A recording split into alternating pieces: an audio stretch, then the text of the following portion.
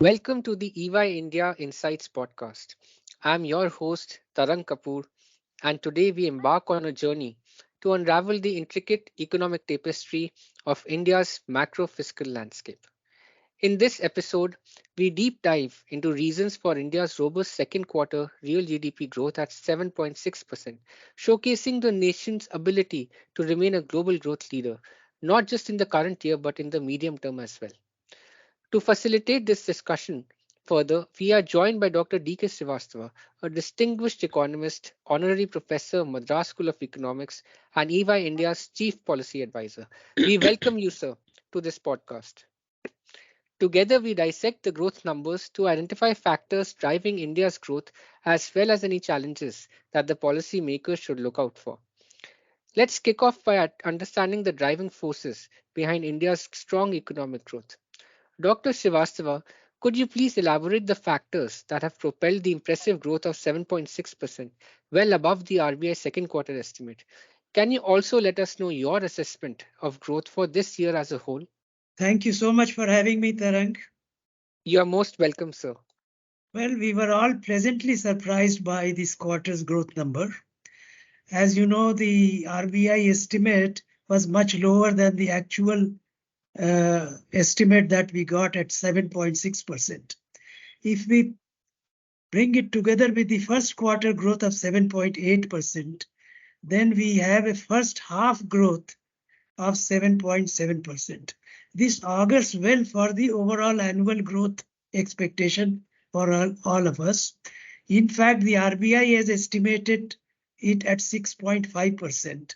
The IMF had estimated it at 6.3%. I think we are well on our way either to meet the RBI expectation of 6.5% or even exceed it marginally. And the reason for this is that this growth in the second quarter signals certain important features. First of all, we notice that it is a very broad-based growth rate in the sense that most of the sectors are showing good, robust growth. Second feature is that it signals a complete recovery from the pre-COVID levels of the Indian economy in the sense that all sectors have recovered over and above the magnitudes that were recorded in the pre-COVID year of FY20.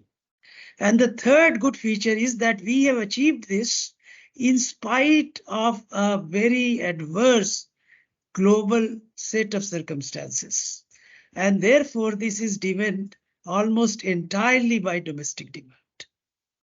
Now, within domestic demand, the notable characteristic is that it is the central government which has taken the lead in driving domestic demand. First of all, we read this in terms of the growth in gross fixed capital formation, which is what we sometimes call as the investment rate. In the first half of FY24, this growth is 9.5%.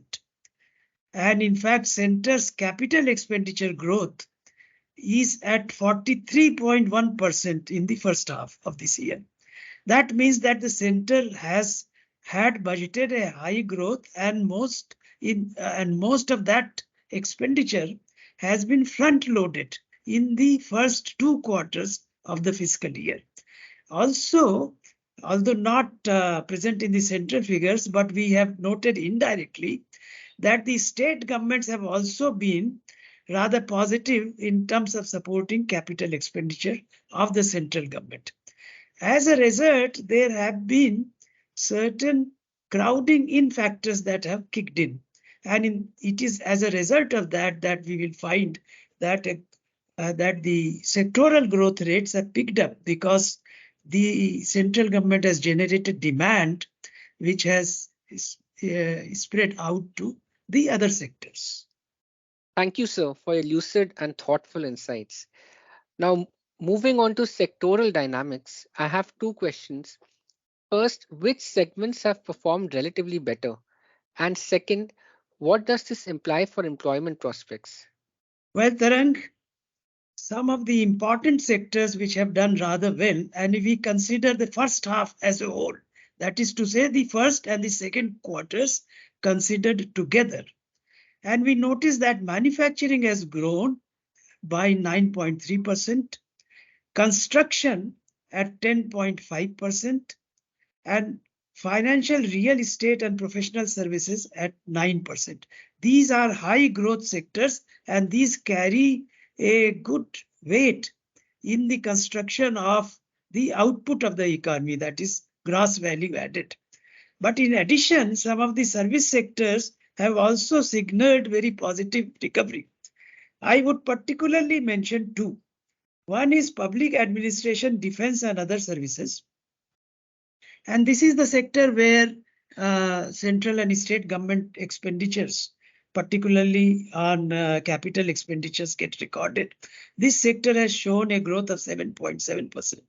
And the other sector that I mentioned, namely trade, hotels, transport, communication, and services relating to broadcasting, this is a sector which has very high weight in the GVA, close just a little less than 20%. This sector has also grown when we consider the first half together at 6.6%. Now, why this is important is that this is an employment intensive sector. And this is the sector that had also suffered most due to the COVID shock. So its recovery at 6.6% is a very good signal for the economy, and that confirms that the entire economy has recovered from the pre-COVID shock. We also notice that it is this sector which in the first quarter had a magnitude which was still lower than the corresponding magnitude in the pre-COVID year of FY20. It has now recovered fully from that COVID level. So the magnitude has crossed. And this is why I say that all sectors have recovered from their pre-COVID levels, and the recovery of the economy is now confirmed as full and complete. Thank you very much, sir. Now, shifting gears, let's turn our attention to the challenges to growth. In your assessment, sir, what are the key risks to India's FY 2024 growth prospects? Well, Tarang, I notice three important risks. The first risk emanates from the global conditions within which India is forced to operate. In the global scenario, there three crises occurred in quick succession. First of all, we had the COVID shock, which led the Indian economy into a contraction. And after that, we had two shocks emanating from first the Ukraine-Russia war, and after that the Israel-Hamas war. And these two crises also led to a supply side challenge for the Indian economy. And suffering was more for the rest of the world, in the sense that global economy went into a slowdown. Some of the developed economies actually entered into recession. As a result, India's exports slowed down considerably. And the risk that is now being faced by India is that the contribution of our net exports is going to be negative. It is going to be negative not only in this year, but also in the medium term. So the message is that we have to now depend almost entirely on domestic factors that would drive growth. Those factors have to be stronger enough to not only overcome the negative impact of global factors, but also give us positive growth, which is what has happened as per the second quarter results. The second risk is associated with agricultural growth. Agricultural growth in this quarter has been low at 1.2%. Even if we consider the year as a whole, the first half of the year, it is going to be 2.4%. This is in fact a temporary risk, in the sense that it was caused by deficient monsoon this year and its uneven spread. But we expect that even if we reach something in the range of 2.5 to 3% for agriculture, it would still be quite satisfactory in the sense that agriculture is a sector known for its cyclical nature. In fact, if we examine its performance over a longish period of time, we have noted that the agricultural cycle is for about 3 years on average. That is to say, in 3 years, it goes from peak to peak or trough to trough. And since we have had good agricultural growth in the previous 3 to 4 years, it is not something unexpected that in this year we will have a lower growth. But even 2.5 to 3% would be, I think, satisfactory. The third risk is associated with something which is not recognized in general in the discussions as yet. And that is that there is a possibility in this year of nominal GDP growth being somewhat lower than even what was expected in the budget. The budget had expected a 10.5% nominal growth. But nominal growth is actually the outcome of two factors: real GDP growth and implicit price deflator based inflation. Now it is the latter that is expected to be close to zero. And the reason is that even though consumer price inflation has been relatively high, it is the WPI, wholesale price index, which is keeping quite low at 0% or so. So we expect that the nominal GDP growth may be close to 9 to 9.5%, below the expectation that was made in the budget estimates. As a result, there would be an impact. There would be a possible impact on tax revenues, but there are other mitigating factors that we shall discuss. Thank you, sir, for elaborating the three key risks to India's growth. And taking cue from the last risk that you had mentioned, now that we are approaching the interim budget presentation, I would like to seek your views regarding the prospects for achieving the budgeted fiscal deficit target of 5.9% of GDP for the fiscal year 2024, especially in the light of subdued performance of indirect taxes and expenditure side pressures. Well, the positive news on the fiscal side is that our direct taxes are doing very well, both the personal income tax and the corporate income tax. It is, as you say, the indirect taxes that are a cause of concern, but this concern may be overcome by the more than expected buoyancy of the direct taxes. Now, we have data for the first 7 months in terms of growth of gross tax revenues of the central government, and that is showing a 14% growth. Within that 14% growth, direct taxes have grown by 24.1%. So they have grown such that they have overcome the indirect taxes growth. Within indirect taxes, GST has grown at 8.4%, but it is the union excise duties which have grown at negative 9.3%. So we expect that the fiscal deficit target of 5.9% would be either met or it might be missed, but by a very small margin. And the reason is that there are certain pressures arising from subsidy expenditures that were not fully budgeted.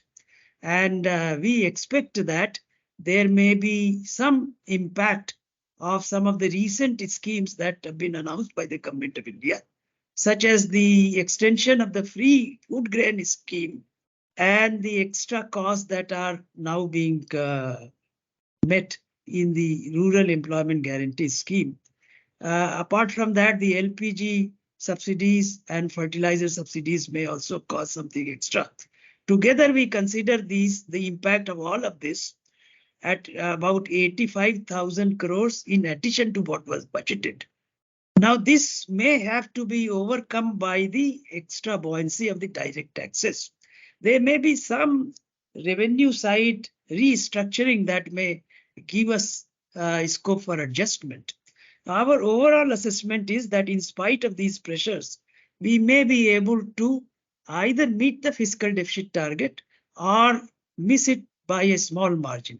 What would be of importance is that whatever we achieve in FY24 in terms of fiscal deficit, whether we are able to continue on the glide path of correction for fiscal deficit, namely that we reach a level of 4.5% in 2 years' time. So I would say that if we have a 5.2% fiscal deficit in FY25 and 4.5 next year, then we would still be making satisfactory progress towards showing our intent to meet our fiscal consolidation targets. Thank you very much, sir. My last question for this episode is about a lesser understood aspect relating to the interplay between fiscal discipline and growth, and how you see this panning out in the medium term in the Indian context. Well, fiscal discipline and growth are interlinked in two respects somewhat directly. First of all, it is the revenue deficit, consolidated revenue deficit of central and state governments, which translates into the savings of the government sector, overall government sector. So if we have a balance on revenue account, we will have these savings that are zero. So it is important, therefore, to maintain this fiscal discipline on the revenue account of the budget of the central and state governments, because that adds overall to the available resources from which investments can be sourced. The second consideration is that if we have fiscal deficit along a sustainability path, then we are able to contain the burden of interest payments relative to revenue receipts of the governments. And if we contain the burden of interest payments, this releases funds for undertaking capital expenditures, which will contribute to growth. So in order to ensure that we are supporting growth, what we need to do is to spend on capital expenditure so that infrastructure can be created. And for this purpose, we have spelled out a Fiscal Responsibility and Budget Management Act, which has certain targets. And according to those targets, if we say that the fiscal responsibility targets are being met, then we will be faced in the market with reasonable interest rate conditions. So it is important for growth that FRBM targets are met. And in fact, FRBM target should be supplemented by a revenue account balance target, so that we have relatively higher savings. From higher savings, we get higher investment, and that investment gets translated into growth by utilizing an incremental capital output ratio. For example, if we have a nominal saving rate of 29%, and we make certain adjustments, and this gets translated into a nominal investment rate of 29%, then we have noticed that corresponding real investment rate is about 33%. This difference comes about because of the fact that capital goods inflation has kept lower than normal goods inflation. And 34% would translate into about 6.5% growth. If only we could add to our overall saving by 2 percentage points, we should be able to maintain a medium-term growth of about 7%. That would be very desirable for our Amrit Kal growth goals, and that would usher Indian economy onto a medium to long-term growth path that would convert our economy into a developed economy. Thank you very much, Dr. Srivastava, for joining us in this session and providing us your invaluable insights. Thank you, Tarang. Thank you very much. Thank you, sir. Thank you to all our listeners. Stay tuned for more captivating discussions on EY India Insights. Don't forget to subscribe for the latest updates. Until next time, this is Tarang Kapoor signing off.